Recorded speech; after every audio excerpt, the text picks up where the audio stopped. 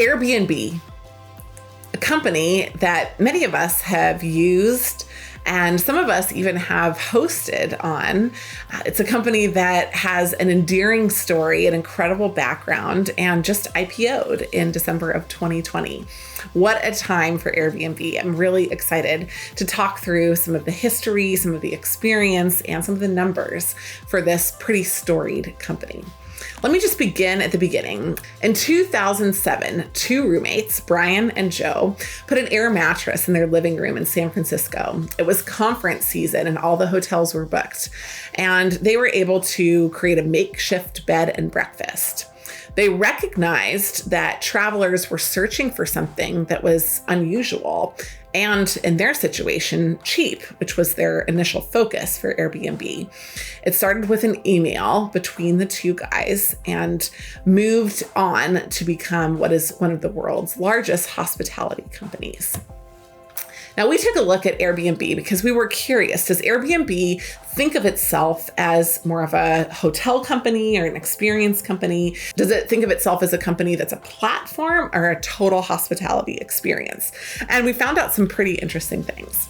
The primary source of Airbnb's revenue comes from service fees from bookings that are charged to both guests and hosts. And while there are experiences on Airbnb, the majority of these booking fees come from hospitality, from the stay, the residence itself. Depending on the size of the reservation, the renters are charged a non-refundable service fee. So even if they decide to cancel their rental, Airbnb keeps it. Usually it's about 14%, 14.2% on average.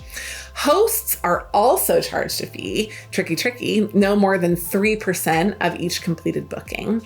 And this is largely said to cover some of the credit card processing fees. Because of this aggregate fee, this about 17%, Airbnb takes quite a large cut of each one of the booking fees. Now, Airbnb doesn't reside on third-party booking platforms, which most hotels do. So it really serves its own ecosystem. Airbnb has more than 7 million listings as of the spring of 2021 in more than 200 countries, and they have more than 150 million active users. So let's go and take a look at the numbers for Airbnb. It's pretty interesting. We can look at them now because they just filed their first 10K.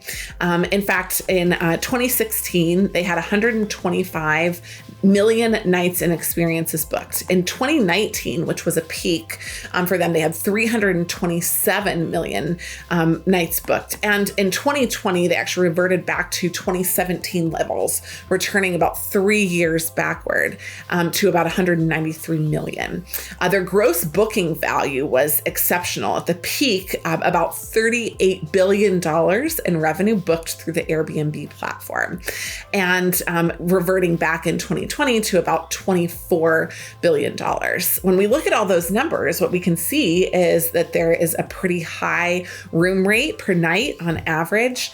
That a lot of the rooms actually in the pandemic were slightly more expensive than they were prior, which probably means that people were staying in nicer homes or more expensive locations when they were choosing where to stay in the pandemic, not in, for example, shared homes where you would have a single room. And then we go through and we look at revenue, and we see a slightly different story because Airbnb actually doesn't count revenue from the gross bookings. They only count their revenue as the revenue that they take as a slice off of the top. We've talked before about Uber and about how Uber is a variable cost business. Well, in many ways, this is a variable cost platform that Airbnb has built it as well. Now, there's tech-enabled services. The headquarters at Airbnb suffered significantly during the pandemic, and there was actually a major layoff that happened early in the pandemic simply to keep Airbnb afloat, because there is a large fixed cost that separates Airbnb from a lot of its hotel operators.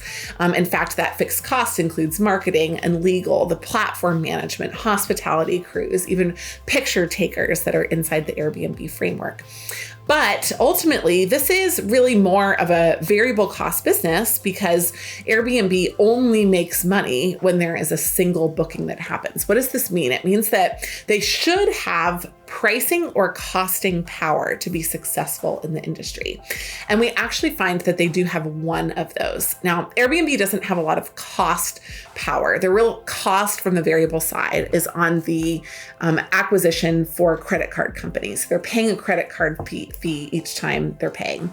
And they do have some customer acquisition costs, which they use their network to expand. But ultimately, the big costs, they don't have a lot of control over how much they spend on those. There's not a lot of negotiating or collective power that they have.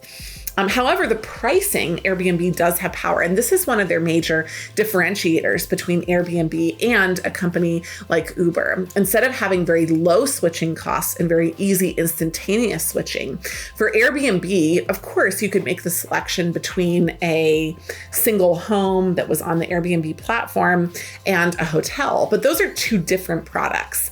It's not really a replacement or a full substitution. When you're in an Uber or a Lyft, the first car that comes at the lowest price will totally work for your ride. But for an Airbnb, there's a few more particulars. What if it has a king bed or doesn't? What if it has a pool or doesn't? What if it's open more now or closed? What if it's on a street with parking or it doesn't have one?